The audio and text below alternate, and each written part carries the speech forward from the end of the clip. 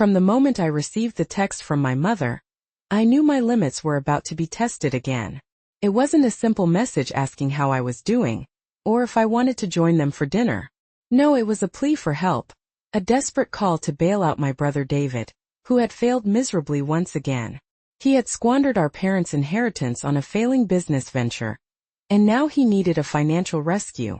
My heart sank as I read the words on the screen. I had seen this scenario play out before, and it was exhausting. My parents had always favored David, treating me like the family's unpaid counselor and safety net. I felt the familiar knot in my stomach tighten. They threatened to disown me if I didn't help him this time. The thought of being disowned by my own family was terrifying, but I had to remind myself that I was not the problem here. I was the one who had been holding everything together for years, and yet here I was facing another ultimatum. With the family gathering for David's desperate plea looming in just a week, I realized I had to make a decision that could change everything. I had to stand up for myself, but the fear of the consequences loomed large. David was the favored son, the one who could do no wrong in my parents' eyes, while I was always the one expected to bail him out. I was tired of being the one who cleaned up his messes, tired of being treated like the family's emotional and financial support system. It was time for me to take stock of the situation. I needed to reclaim my life and set some boundaries. I could feel the pressure building, and I knew I was at a crossroads. Would I continue to be the scapegoat for my family's dysfunction, or would I finally take a stand? The decision weighed heavily on me, but I felt an ember of determination begin to ignite. I wouldn't let them pull me back into their chaos without a fight. Over the years, I had accrued a mountain of evidence showing David's favoritism. Every holiday, every family gathering, it was the same song. My parents celebrated his mediocre achievements like he had just discovered a cure for a disease. I remember the last family gathering vividly. I had just received a promotion at work, an achievement I worked my tail off for. I was excited to share my news, but when I told everyone about it, my father barely acknowledged me.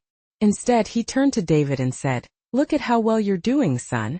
Just needs a little help to get back on track." That moment stung, and it wasn't the first time. I had been the one shouldering the financial burdens, paying for my parents' bills while David lived off their goodwill. They had no idea how many times I had dipped into my savings to help them out when they were short on cash. It was like I was invisible in my own family, a mere afterthought. The emotional toll was heavy.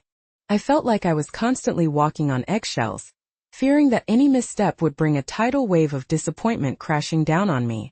David, on the other hand, seemed to glide through life with a carefree attitude, never facing the consequences of his reckless spending. I often found myself in conversations where I had to explain why I couldn't help him again. "Sarah, he's your brother," my mother would say, her voice tinged with disappointment. "You can't just abandon him." I was tired of being the one who cleaned up his messes. Each time I helped him, I could feel my own spirit draining a little more. It was as if they were preparing to make me the scapegoat if things went south again.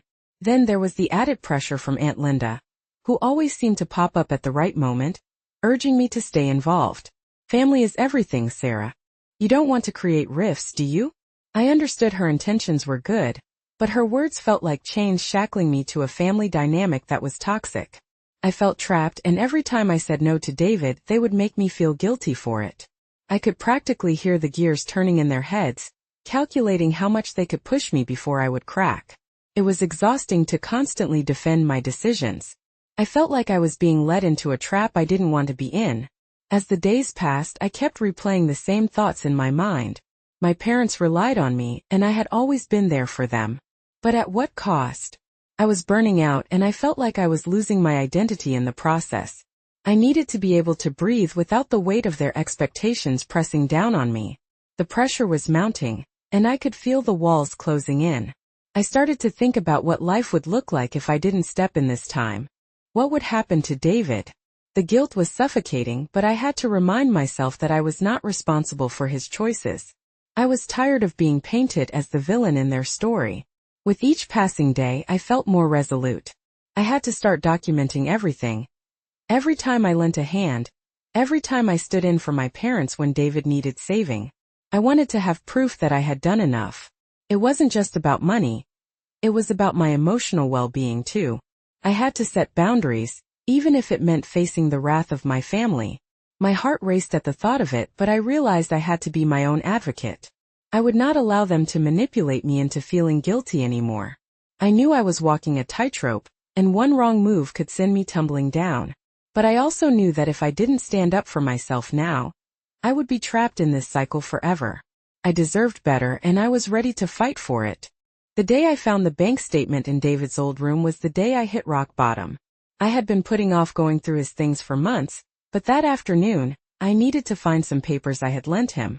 As I rummaged through the clutter, I stumbled upon a crumpled envelope buried under a pile of old clothes and receipts. Curiosity got the better of me, and I opened it. Inside was a bank statement that revealed tens of thousands of dollars spent on failed investments and frivolous expenses, all under my parents' noses. It was as if a dam had broken inside me. I felt my heart race and my stomach churn as the reality of what I was seeing sunk in. I couldn't believe he had been so reckless with money, especially money that wasn't even his. This wasn't just a failed business venture. This was a complete disregard for the sacrifices I had made to help our family. I felt rage bubbling up inside me like a volcano ready to erupt. When I confronted my parents that evening, I was shaking with anger. I laid the statement out on the table between us, my fingers pressing down on the paper like it was the very proof of my brother's betrayal. "Look at this. Look at what David has done," I shouted, my voice cracking with emotion. My mother simply shrugged it off, looking at me with a mixture of pity and annoyance. "He just needs a little more time," she said dismissively, as if that could somehow justify the mess he had made of his life. I couldn't believe what I was hearing. It felt like I was speaking a different language. How could they just ignore the facts? How could they not see that I was the one who always picked up the pieces? I felt the laughter I heard behind closed doors when they thought I couldn't hear echoing in my mind. I was merely a tool for their convenience, not a daughter. The realization hit me like a ton of bricks. I was done playing their games. That was it. I wouldn't engage in this charade any longer. I had been the family's safety net for too long, and I was tired of being taken for granted. I had spent years trying to support them emotionally and financially, but all it did was drain me. I had sacrificed my own happiness for a family that only saw me as a backup plan, and I was done. No more discussions, it was time to take action. I felt a surge of determination flood over me as I made my decision. I wasn't just going to sit by and watch them continue to enable David's irresponsible behavior. I had reached my limit, and I was ready to put my foot down. I would no longer be the one to bail him out or clean up his messes. I could feel the adrenaline coursing through my veins as I imagined what I would say to my parents. The next day I decided to confront them, but I needed to gather my thoughts first. I wrote down everything I wanted to say, rehearsing it in my mind like a script. I knew it was going to be difficult, but I had to be firm. I couldn't allow their guilt trips to manipulate me anymore. I had to stand my ground. I envisioned sitting them down and laying it all out plainly. "I won't be bailing David out this time.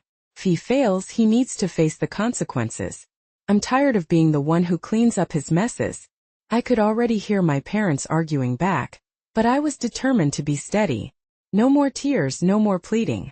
I would be firm and I would hold my ground. As the day of the confrontation approached, I felt a mix of anxiety and determination. I knew this was a pivotal moment, a turning point in my life. I had spent too long being the family's emotional punching bag, and it was time for that to end. I needed to reclaim my life and set boundaries that they could no longer cross. The familiar knot in my stomach tightened as I prepared for the inevitable backlash. I could hear my mother's voice in my head, telling me how I was abandoning my family. But I had to remind myself that I was not the problem here. I was the one who had been holding everything together for years, and yet here I was facing another ultimatum. This time I would not back down. No more excuses, no more guilt. I was ready to face the music and reclaim my power. I would no longer allow their dysfunction to dictate my life. I had endured enough, and I was determined to break free from the chains that had held me captive for so long. I sat my parents down that evening, my heart racing as I prepared to lay it all out on the table. The tension in the room was palpable, and I could feel the weight of their expectations pressing down on me. I took a deep breath, steeling myself for what I was about to say. "I won't be bailing David out," I declared. my voice steady despite the storm of emotions swirling inside me. If he fails, he needs to face the consequences. The silence that followed was deafening. My mother's eyes widened in disbelief, and my father's brow furrowed in anger. "You can't do this to your brother," my mother exclaimed, her voice rising in pitch. I could see the disappointment etched on their faces, but I stood firm, refusing to back down. "I'm tired of being the one who cleans up his messes," I continued, my resolve hardening. "Every time he gets into trouble, I'm the one who has to step in and fix things. I can't do it anymore." Their reaction was immediate. My father crossed his arms, his expression a mix of frustration and disbelief. "You're being selfish, Sarah. This is family we're talking about," he shot back, his voice edged with anger. I took a deep breath, grounding myself in the moment. "I'm not being selfish. I'm trying to set a boundary. If you choose to disown me over this, then maybe it's time for us to reevaluate what family truly means." Their faces fell, and I could see the gears turning in their heads as they processed what I had just said. I felt a surge of adrenaline. For once, I wasn't the one being manipulated. I was standing up for myself, and it felt empowering. "You're being dramatic," my father scoffed, shaking his head. "David is your brother, and he needs your help. It's your responsibility to be there for him." "Responsibility? You mean enabling him to continue making the same mistakes?" I shot back, my voice rising. "You both have done nothing but coddle him. I've worked so hard to build my own life, and I won't let you drag me back into this chaos. I refuse to be the scapegoat anymore." My mother's face was flushed with anger, and I could see the disappointment in her eyes. She opened her mouth to argue, but I cut her off. "This isn't about you or David. It's about me setting a boundary that I need for my own mental health. If you can't respect that, then maybe I'm better off without you." The atmosphere in the room shifted. I could see the realization dawning on their faces that I was serious. I was no longer the daughter who would bend to their will. I was reclaiming my power, and it was a terrifying yet exhilarating feeling.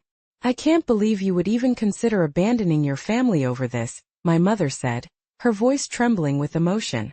"Do you really want to be the one who breaks us apart?" "No, I don't want to break us apart," I replied, my voice calm yet firm. "But I'm not going to be the one who sacrifices her happiness for the sake of enabling David's failures.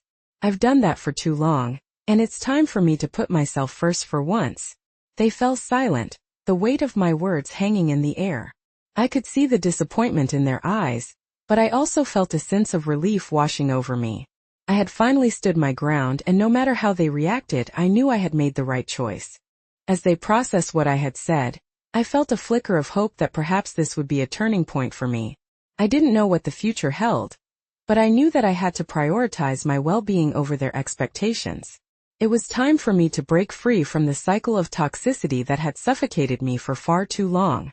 Days passed, and the pressure mounted leading up to the family gathering. I felt like a puppet on strings, with my parents and David orchestrating a performance that I was unwilling to participate in any longer. They manipulated my sense of duty, insisting, "You're abandoning your family if you don't help." Their words dripped with guilt, each sentence a reminder of the years I had spent being the family's emotional and financial support. David, too, chimed in, feigning vulnerability. "Please, Sarah, you're the only one I can count on." His tone was dripping with false sincerity, and I could see right through it. Their desperation to maintain their status quo made it clear they weren't really concerned about me. They wanted to maintain the financial lifeline I provided, and I felt their grip tightening around my conscience. The days leading up to the gathering felt like an emotional roller coaster. I was caught in a whirlpool of guilt, anger, and frustration. I had spent countless hours replaying my childhood memories, trying to pinpoint where things had gone wrong. I could almost hear my mother's voice echoing in my mind. "Family comes first, Sarah. Always. But at what cost?" I had sacrificed so much for them, only to be met with a brick wall of expectations and entitlement. I started to question my own sanity. Was I really the selfish one for wanting to break free from this cycle? I had done everything they asked, always the dutiful daughter.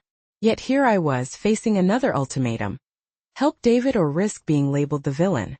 The thought made my stomach churn.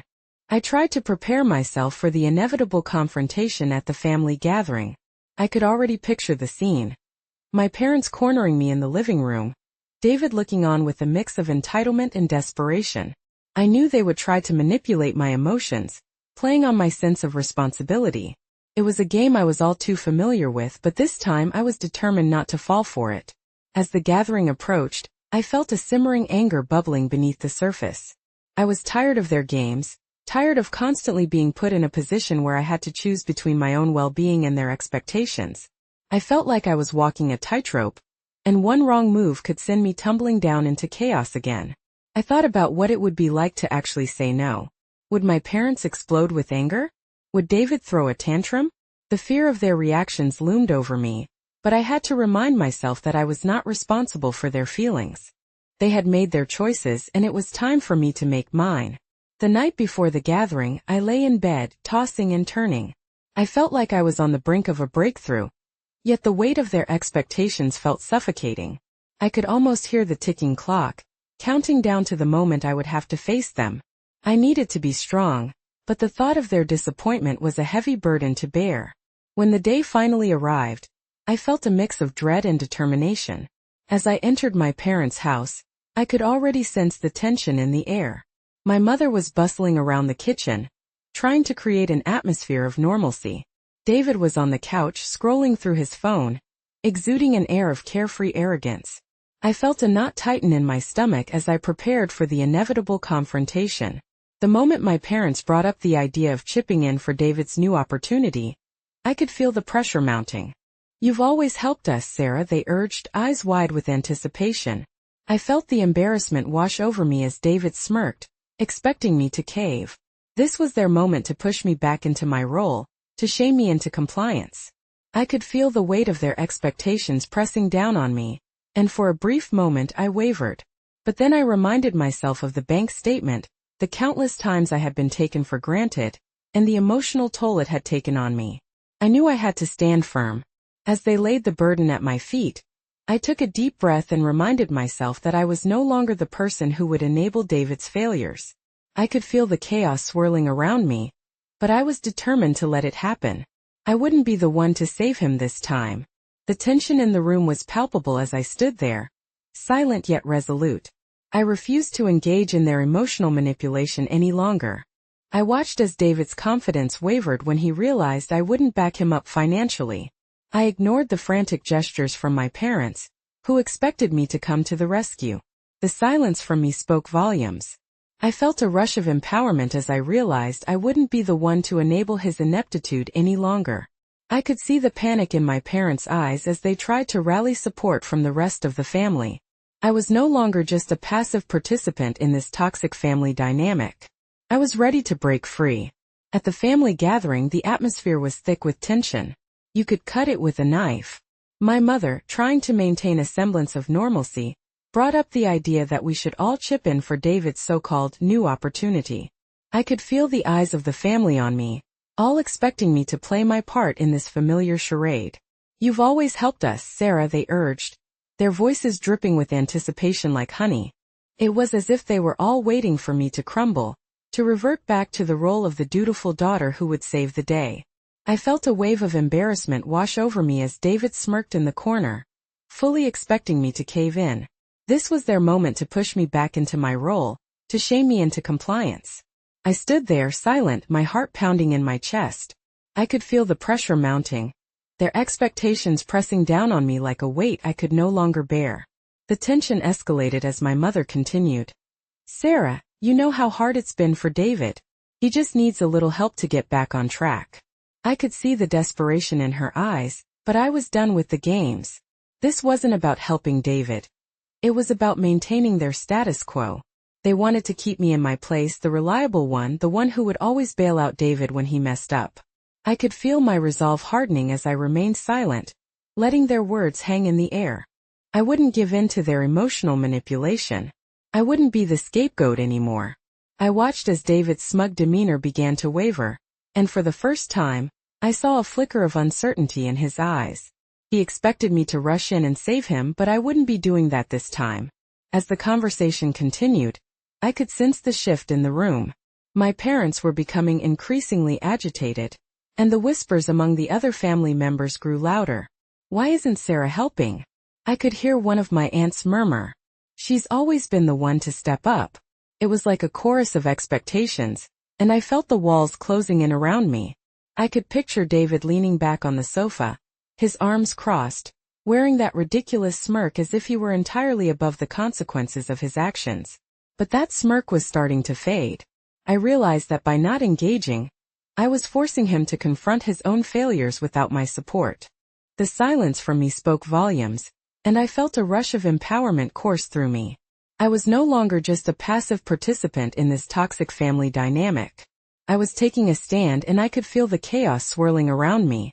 My parents were scrambling to maintain control of the situation, and for the first time I wasn't the one who was going to save them from the fallout. I ignored the frantic gestures from my parents, who expected me to come to the rescue. I could see the panic in their eyes as they tried to rally support from the rest of the family. Every moment of silence from me was a step towards my liberation. I was breaking free from the chains that had held me captive for so long. David's face morphed from confident entitlement to confusion, and I couldn't help but feel a sense of satisfaction. He was realizing that the safety net he had always relied on was no longer there. The chaos he had created was his to deal with, and I was no longer going to be the one to cushion his fall. I focused on my breathing, grounding myself in the moment. The tension in the room was palpable, and I could feel the weight of my parents' expectations pressing down on me like a heavy fog. But I was ready to let it lift. I was ready to let them see the truth. I wouldn't be the one to enable David's failures any longer. As I stood there, the silence grew louder, and I could feel the shift in the room. It was as if the air had changed, and I was no longer the target of their manipulation. I felt a sense of liberation wash over me. I was reclaiming my power, and it was a terrifying yet exhilarating feeling. I looked at David, and for a moment I saw the fear in his eyes. He was losing his grip on the situation, and I knew I had to let it unfold. I wouldn't be the one to save him. I was ready to let the chaos happen. I was ready to watch him face the consequences of his actions without me swooping in to save the day. The silence grew as my parents exchanged worried glances. They were starting to realize that I wasn't going to cave. I was done with the emotional games, and I was ready to let the fallout happen. David was going to have to deal with the consequences on his own, and I was finally ready to embrace my freedom. With a calm I didn't know I possessed, I decided to withdraw entirely. I didn't respond to their pleas. I watched as David's confidence wavered when he realized I wouldn't back him up financially. I ignored the frantic gestures from my parents, who expected me to come to the rescue. The silence from me spoke volumes. I felt a rush of empowerment as I realized I wouldn't be the one to enable his ineptitude any longer. The room was buzzing with tension, my family members looking to me as if I were the missing piece to their puzzle. I could see the desperation on my parents' faces, their eyes darting between me and David, who increasingly looked like a cornered animal. He was used to me bailing him out, and the fact that I was standing my ground was something he clearly couldn't process. As the conversation shifted back to David's plight, I felt a sense of detachment wash over me. It was almost surreal to observe the unfolding drama without feeling the need to jump in and save everyone from themselves. My parents' attempts to rally the family's support for David were met with murmurs of confusion from the crowd. I could see the realization dawning on some of my relatives. They were starting to grasp that I wasn't going to play my usual role in this family production. Every second of silence from me was an act of defiance. I could feel my heart pounding, not from fear, but from the exhilaration of finally claiming my own space. David, who had always basked in the spotlight, was now grappling with the reality of his situation without my safety net. I felt a mix of satisfaction and relief. I was no longer shackled by the obligation to save him or to placate my parents' need for harmony. As the chaos around me escalated, I kept my expression neutral. The frantic energy from my parents was palpable, and I could see my mother's frustration bubbling to the surface. "Sarah, you can't just stand there. He needs your help," she exclaimed, her voice rising in pitch. It was clear she was losing her grip on the situation, and it felt almost liberating to witness. I didn't respond.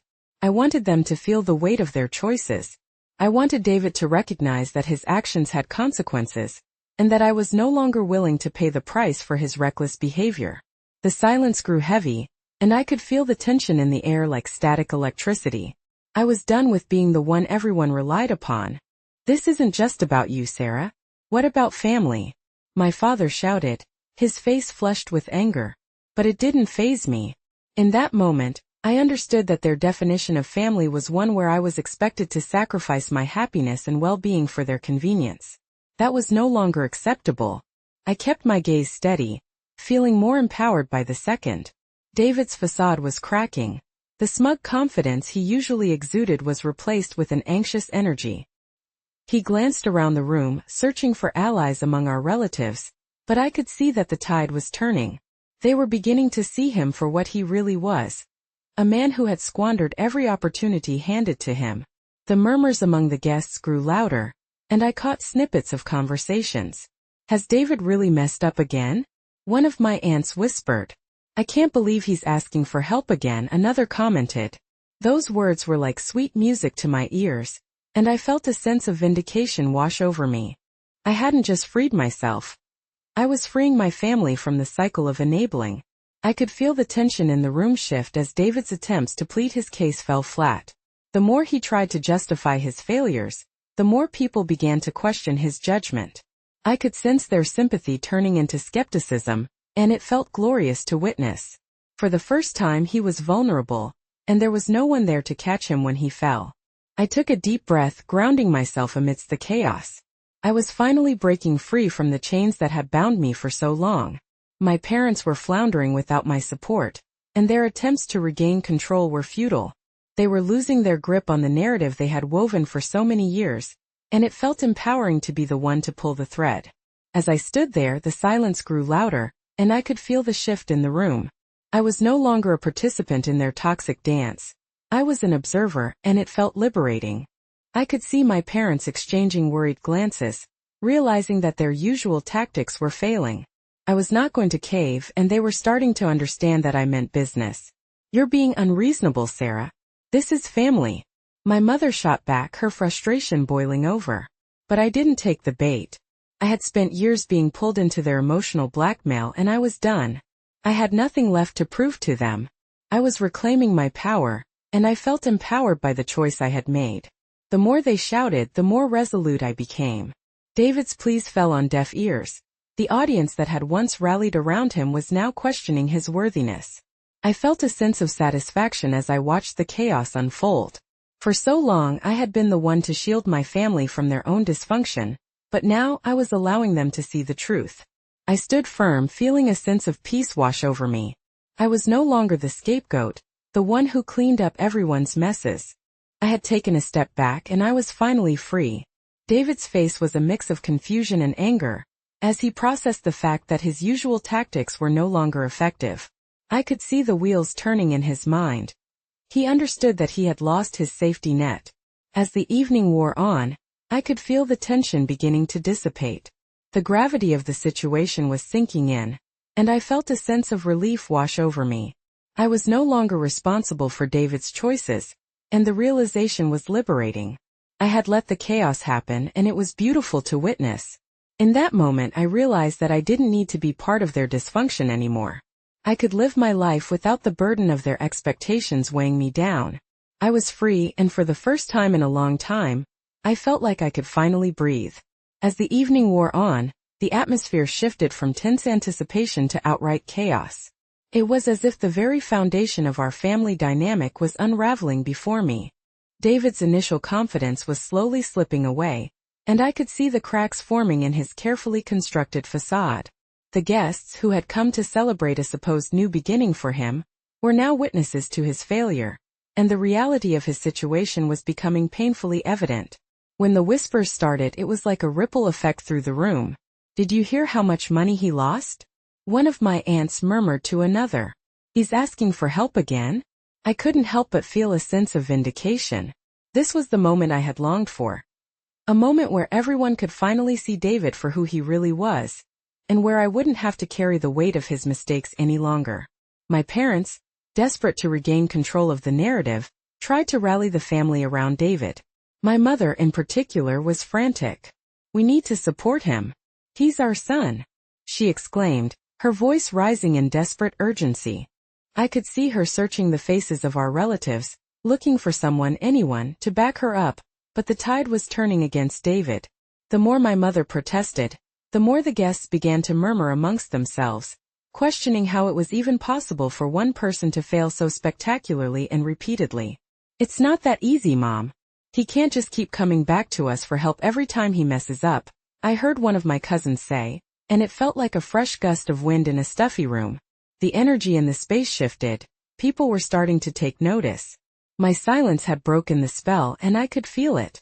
I was no longer the scapegoat, the one who had to ride in and save everyone from their own dysfunction. In that moment I felt empowered. I was finally witnessing the consequences of David's actions, and it was exhilarating. He looked around the room, his face morphing from confidence to confusion, then finally to anger. I could see him grappling with the reality that he wasn't going to get the support he had always taken for granted. No one was coming to his rescue this time, and the reality of that was sinking in like a heavy stone. As David floundered, my mother turned on me, her frustration boiling over. "This is your fault, Sarah. You're the one being unreasonable. You have to help him," she shouted, her voice cracking with emotion. But her words no longer held power over me. I was no longer the dutiful daughter who would bend to their will, and the strength of my resolve felt like armor. I stood my ground, feeling the weight of their expectations pressing down on me. I could see other family members beginning to question my parents' tactics, their looks of confusion turning into glances of skepticism. The realization that I was not going to cave was like a wave washing over the room. I was finally taking a stand, and I felt a surge of energy coursing through me. David, who had always relied on my support, was now facing the consequences of his actions alone. The more he struggled to justify his decisions, the more the guests began to lose faith in him. How could he lose so much money? I heard one of my aunts whisper incredulously, "Why does he keep doing this?" I felt a swell of pride knowing that I had finally stepped aside and allowed the truth to come to light. I watched as David's face twisted with anger and confusion. He was no longer the favored son. He was just a man who had made poor choices and was now reaping what he had sown. I could see the realization dawning on him that his usual tactics were failing miserably. He was losing control, and it was beautiful to watch. With every moment that passed, the tension in the room grew heavier. David's pleas fell on deaf ears as the guests began to turn their backs on him. The whispers grew louder, and I could sense the shift in the atmosphere. For the first time, people were questioning him, and it felt like a light illuminating the darkness that had surrounded our family for far too long. "Maybe it's time for David to take responsibility for his own life," I heard one of my uncles say, and I couldn't help but smile. Finally, someone was seeing through the facade. Finally, the family was beginning to hold him accountable for his actions, and I felt a sense of relief wash over me. I had spent so long being the one to clean up his messes, but now it was his turn to face the consequences. As I stood there, the silence from me spoke volumes. It was a powerful moment of clarity. I had let the chaos happen, and I was no longer the one who had to bear the burden of enabling his failures. I was free, and the truth was finally being revealed to everyone around us. My parents, realizing they were losing their grip on the situation, exchanged worried glances. Their attempts to rally support for David were falling flat, and I could see the panic in their eyes. They had spent so many years enabling his behavior, and now it was all unraveling before them. The facade they had built was crumbling, and it felt exhilarating to witness. As the evening drew to a close, the tension began to dissipate, and I could feel a sense of peace settling over me. I had let the chaos unfold, and in doing so, I had liberated myself from the toxic cycle that had held me captive for so long. I was no longer responsible for David's choices, and the realization was freeing. As I looked around the room, I saw the faces of my family, confused, questioning, and for the first time, beginning to understand the dysfunction that had defined us for so long. I felt a sense of satisfaction knowing that I had played a role in this awakening. I wouldn't be a part of their dysfunction any longer. I had broken free, and I was ready to embrace my independence. The evening ended with David facing the reality of his situation alone, and I felt a wave of relief wash over me. I had finally let go. I was done with the emotional manipulation, the guilt, and the obligation to save him from himself. I had reclaimed my power, and the victory was mine. As the evening progressed, it became increasingly clear that David was out of his depth. The guests, initially sympathetic to his plight, were now exchanging bewildered glances. I could see it dawning on them that the cycle of his failures was not just a one-off incident, but a pattern he had established over the years. The whispers grew louder, and I found a strange sense of satisfaction in hearing their disbelief.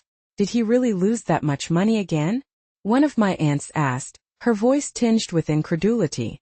I can't believe he's asking for help again. Another relative whispered. The conversations flowed around the room like a river breaking free from a dam, and it felt liberating to be a part of it, if only as an observer. I had often felt trapped in the role of the family scapegoat, the one who always had to pick up the pieces, but now I was free from that obligation. David's face was a mix of confusion and anger. He had always relied on my financial support, and the realization that I was no longer willing to act as his safety net was weighing heavily on him. I could sense his frustration building as the audience he once thought would rally around him began to question him instead. "What did you do with all that money, David?" one of my cousins asked, and I couldn't help but feel a flicker of hope that finally, someone was holding him accountable. As he stumbled over his words trying to justify his decisions, I could see the tide turning. The confidence he had walked in with was evaporating, replaced by desperation. He was no longer the favored son but a man exposed for his poor choices. The more he tried to explain, the more the guests began to scrutinize his past. I overheard a friend of the family say, "He can't keep coming back to us for help every time he messes up. It's just not right." That was the moment I had been waiting for. A moment where others could see the truth I had lived with for so long. David looked around the room, searching for allies among our relatives. I could see him feeling the weight of their judgment. It was as if the very air in the room had shifted. The sympathy he had counted on was quickly turning to skepticism. "Maybe it's time for David to take responsibility for his own life," I heard my uncle say, his voice steady and firm. My heart swelled with pride. Someone else was finally recognizing the pattern of enabling that had existed for years. As the evening wore on, the guests began to voice their concerns louder. They were starting to question David's judgment, and I felt a sense of vindication wash over me. This was the moment I had longed for, where I wouldn't have to carry the burden of his mistakes any longer. The chaos that had once consumed me was now a source of strength. I was no longer the one who had to shield my family from their own dysfunction. I was finally allowing the truth to come to light, and it felt like a weight had been lifted from my shoulders. With each passing moment, I could see David's confidence crumble. His once smug demeanor had been replaced by confusion and anger. He was realizing that he was no longer the center of attention. The focus had shifted to his failures. As I stood there watching the chaos unfold, I felt empowered. I was no longer participating in their toxic dance. I was choosing to step back and let them experience the consequences of their actions. It was freeing to see my family grappling with the reality that I had faced for so long. My parents, floundering without my support, exchanged worried glances. They had spent years enabling David, and now it was all unraveling before them. The facade they had built was crumbling, and I savored the moment. As the guests began to voice their concerns, I felt a sense of satisfaction knowing that I was no longer responsible for David's choices. I had let the chaos happen, and in doing so I had liberated myself from the toxic cycle that had held me captive for so long. The tension in the room was palpable, and I could feel the energy shift as people began to question my parents' tactics. No longer were they seen as the concerned family members. They were becoming increasingly defensive. David, sensing the tide turning against him, tried to regain control of the narrative. "I just need a little help, that's all," he pleaded, but his words fell flat. The audience was no longer buying his excuses. I could see the realization dawning on him that his usual tactics were failing miserably. The evening wore on, and I felt a sense of peace settling over me. I had finally let go of the burden of their expectations. I was no longer the scapegoat. I had reclaimed my power. The reality of the situation was becoming clear to everyone present. The enabling cycle had come to an end. As I looked around the room, I saw the faces of my family, confused, questioning, and beginning to understand the dysfunction that had defined us for far too long. I knew I had played a role in this awakening, and it felt exhilarating. I was finally free, ready to embrace my independence and live a life unencumbered by their chaos. Months later, I found myself living abroad, free from the toxic environment that had suffocated me for so long. I had sold my assets and built a new life, far away from the chaos of my family. I felt a sense of peace I had never known before. No more late-night phone calls filled with guilt or pressure to bail out David. I had reclaimed my life. The freedom was intoxicating. I could finally breathe without feeling the weight of their expectations on my shoulders. When I received a call from my mother, begging for help, I simply hung up. It felt like a final act of liberation. I no longer had to play the role of the dutiful daughter, the one who always came to the rescue. I had chosen my peace over their chaos, and I wouldn't look back. The victory lay in my indifference. I wasn't angry anymore, nor was I sad. I felt empowered knowing that I had made the right choice for myself. I spent my days exploring new places, meeting new people, and investing in myself. I took cooking classes, traveled to beautiful destinations, and even picked up a new hobby, painting.